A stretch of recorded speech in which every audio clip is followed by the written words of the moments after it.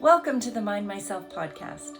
I'm Esther, and it is my pleasure to be bringing you information about healthcare approaches, health issues, and people's health journey stories, all from the complementary, holistic, and integrative perspectives, helping you become your own best health advocate and helping you make your own informed choices because you matter.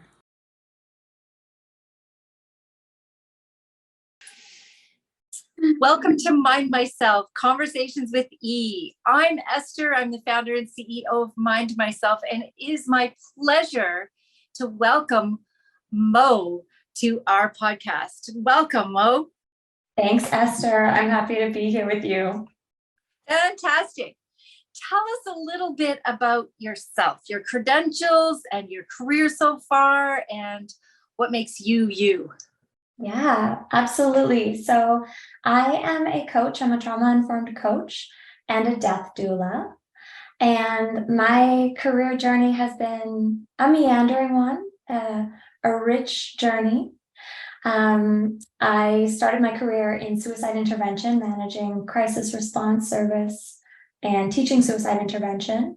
I took a fork in the road and I'll talk a bit about that later, maybe to move into organizational change management, where I became a people person on big tech projects, and then returned back into a bit of a middle space between the heart work and the organizational work to be a coach. So I'm an executive coach, organizational coach, and a trauma-informed coach for folks working through mental health challenges.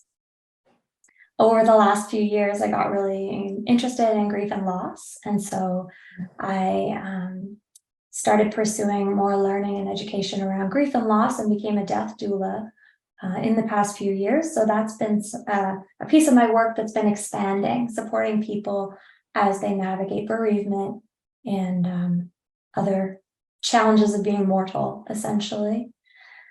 And then a bit about me, what makes me me. I am a cyclist as well. I love biking, cycle tour, road riding. I love being out in nature with loved ones, with my fur baby. And I'm a lifelong learner, always curious to learn more. So I'm, pursuing more credentials as we speak. And I would also add that I value humor a lot. That's something that might come through in our time. Hopefully it lands well for folks, but I find it so important to find joy and pleasure and laughter as we grieve and heal and be in conversation. I love that. The contrasts of being human and living life fully, grief and sorrow, all in the same kind of conversation. That's amazing. Yeah, and sorrow and joy, like two sides of one coin, right? We can't have one without the other. And this is just part of life. Like loss is part of life, and love is the flip side of, it only matters because it only hurts because we care so much, or it hurts because we feel so much. And so I guess I just, want to acknowledge that I bring all of that, and it's helpful. I think it's healthy to see what else is happening in the world other than this deep pain and sorrow, just to pull ourselves out and remember, like, the sun is still shining, the wind is still blowing, people around us are still laughing and loving and being ridiculous, and it can be nourishing to tap into some of that when we're in our hardest, darkest moments. Fantastic. And I know today we're going to be specifically focusing on somatic experiencing. I have a feeling that you and I could talk for hours, but we'll just do a really short segment here on somatic experiencing. And at some point, let's mention what a death doula is too, but let's maybe save that for a little later in the conversation. Absolutely. And I'm sure, like you said, we could dive into that another time. So somatic experiencing, yes, that's what I mean when I say I'm a trauma-informed coach. So I come to this work acknowledging that we are humans in a body. This vessel is a mammal that we inhabit, and all of our experiences come to us through this body, through living through this body. And somatic experiencing is one of the biggest tools that I lean on. It's the life work of Dr. Peter Levine. So people have probably heard of that, him. I can reference his book, maybe link to trauma, somatic experiencing website as well. Just to give people more context though, somatic experiencing is a body-centered or a body-first modality that lots of different practitioners use actually in healing. And it helps us acknowledge the different ways that energy gets stored or stuck in the body when we experience a traumatic event. And so a traumatic event, the way that my teachers describe it, is anything that was too much, too big, or too fast had us freeze or fight or flee. And so we have these fight, flight, freeze responses that sometimes get stuck in the body. We get stuck in a pattern of always going back to that same one. And while in the moment, it was a survival strategy, right? So it kept us safe. We think of like the antelope on the plains, falling down and freezing and pretending to be dead, and the lion scampers off to some other target. So in the moment that helped, but in nature, that animal gets up and does a big shake off, right? Like my dog does it all the time, a big noise, it gets scared, and then it shakes it all off. And as humans living now in this time, in this day and age in the city, we don't all have that same release mechanism to let that go. Like, oh wow, that body response really saved me in the moment. So it was successful. And we haven't completed it. And so the body will go, oh, you know what, that was successful. I kept Mo alive. I'm going to do that again. And sometimes the body gets stuck in these patterns. And somatic experiencing helps us return to those patterns in safe ways to recover from or, complete the cycle, and also increase our capacity to be with challenging experiences, whether those are challenging sensations in the body, like pain that we have from trauma or stress, and emotions that we carry from those experiences. So I love it because not only does it address that exact specific trauma moment, but it also helps build our capacity as humans to face other challenges that we're going to come up against. That's so interesting and so valuable. Tell us, Mo, how you came to find this work and your personal journey. I know there's a story there. Oh yeah, for sure. So I kind of referenced that like fork in the road in my career, right? So I was a young professional. I was managing a crisis line. I was working with amazing people doing work that was so important to me. And one night I was biking home from work late at night. There's a whole story there of like staying late because I cared a lot and taking on a lot and doing a lot. I was very active, very full life. Going home to meet some friends, and I was cycling my normal route home and I got hit by a car. Yeah. And you touched your jaw, Esther, and I actually broke my jaw. That was, so I don't know if you just felt me in that moment. It was just an intuitive response, which is amazing. So I had this life-altering moment of injury that really interrupted everything for me. I had to pause my life. I had to take time off work and ultimately had to leave that job because I wasn't able to function at the same level. Wasn't as capable as I was. I really had to find a different cadence in my life, and I had to slow down. And yeah, and that led me on a big journey. It led me on a very healing journey.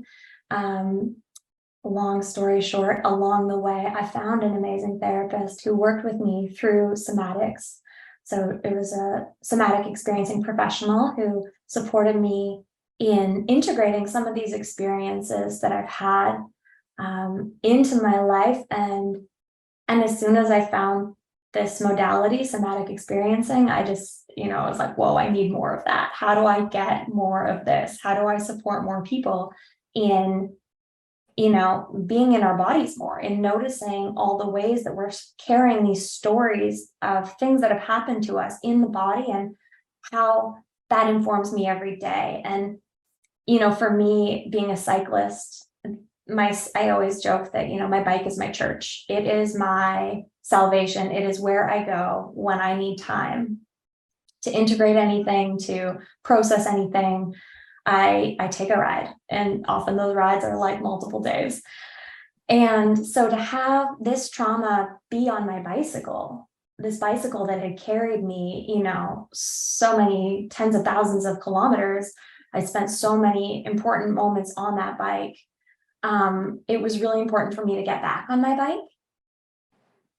And so for those early years, I was like, I'm just going to grin and bear it. I'm just getting on the bike, and I'm like an aggressive, I care about this too much to let it go. Yeah, it's hard, but I'm going to just suck it up and deal with it. And that doesn't work.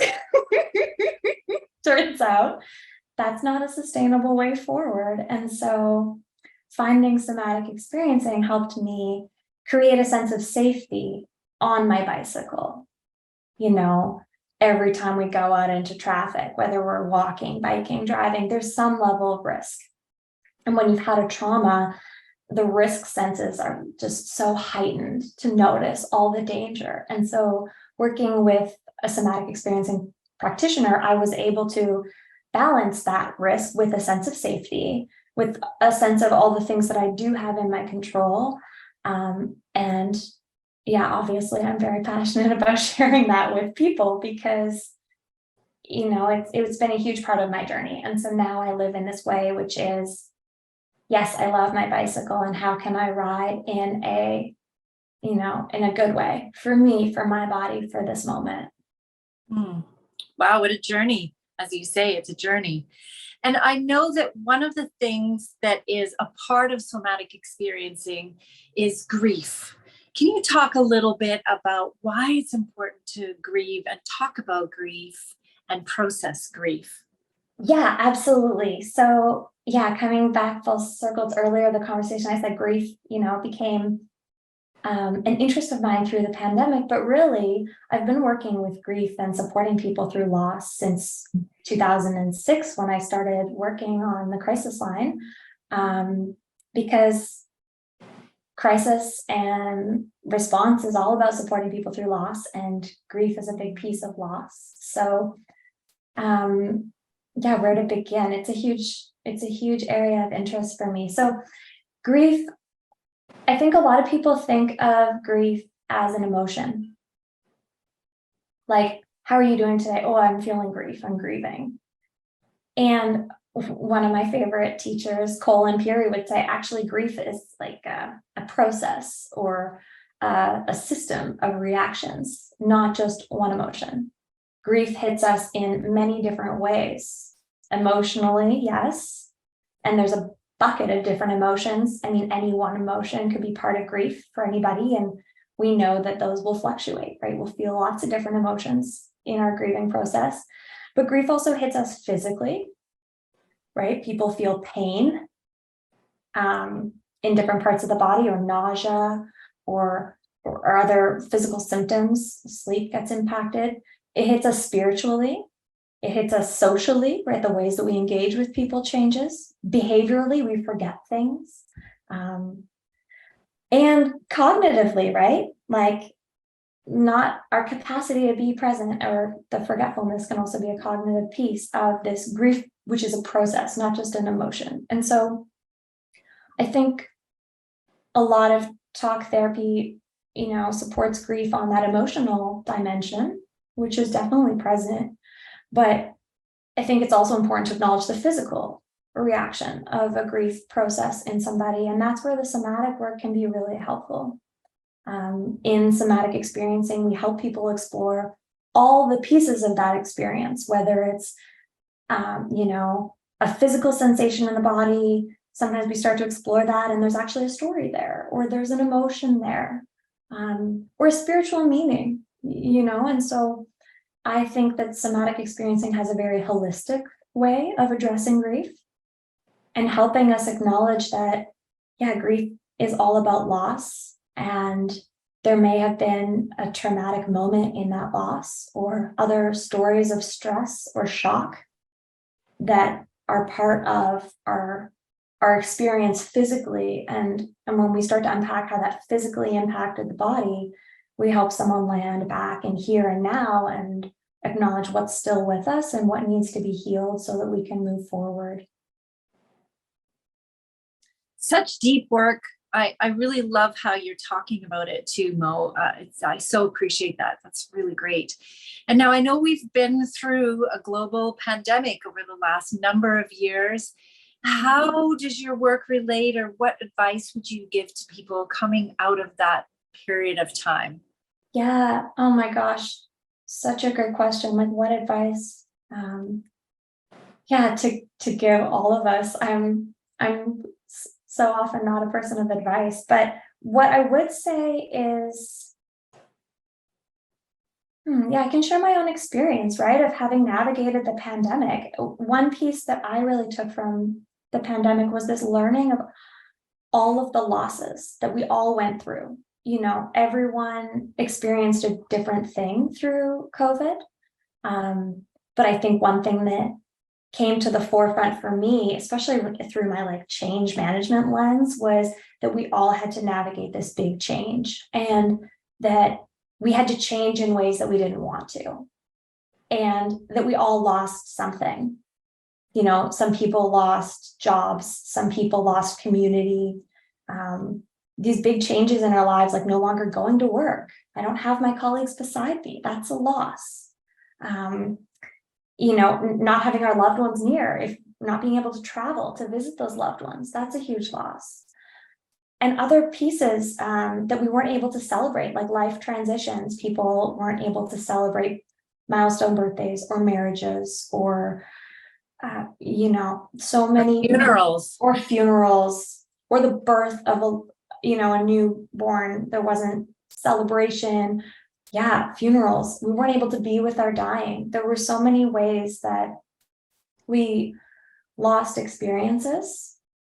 And there's huge opportunity there to take a bit of an inventory and acknowledge the grieving process that we all went through. And I know for myself, I was so focused on safety and awareness and how are my people all right, and what can I do to take good care of myself navigating this really uncertain time, that I had to really pause and take stock. It was probably around last year that things opened up more, and I was able to gather with people. I was able to travel to gather with people in community, and we did this beautiful ritual of acknowledging what had died, all the things that we had lost or let go of, or that had to change, because a lot of the ways that we were doing things aren't working anymore. Our systems have changed. So many things now we just do differently, whether that's working online or the ways that we travel, the ways that we communicate.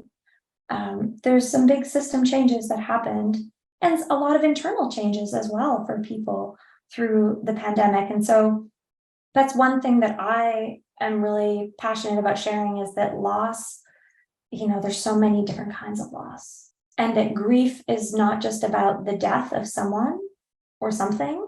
Grief happens all the time. It's a part of the human experience. We grieve all sorts of different things, because any change means loss. Even things that we might see as like a positive change, like a move or a promotion or retirement or graduation or a new relationship or a marriage or the birth of a child, the adoption of a fur baby.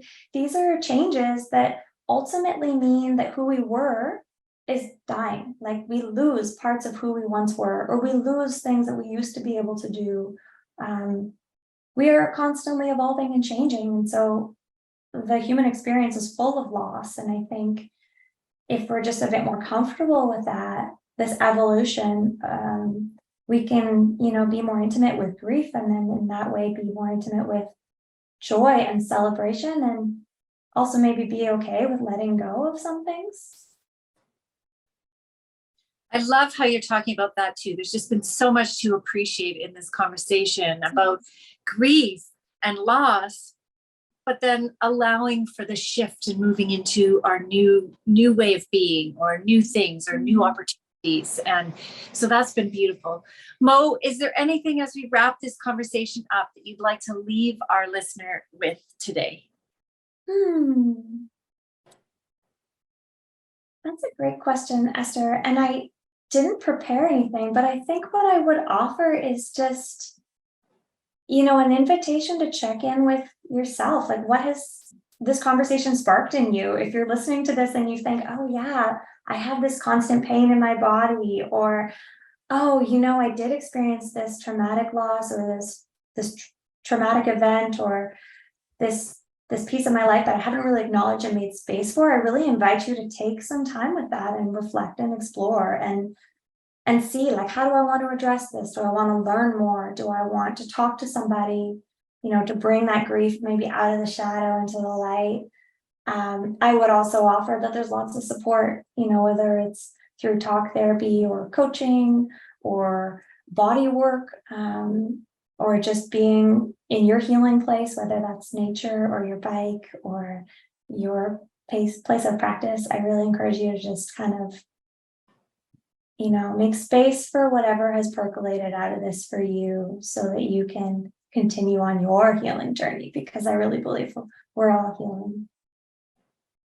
Thank you so much, Mo. This has been a fantastic conversation. And for you watching, if you have resonated with any of this and need some assistance or just want to run something by, Mo is a fantastic resource. Thank you for being here, Mo. Esther, thank you so much. It was a joy to connect with you today. Thank you for being with us at the Mind Myself podcast today. We know that time is precious and you've spent some of your valuable time with us. We're grateful.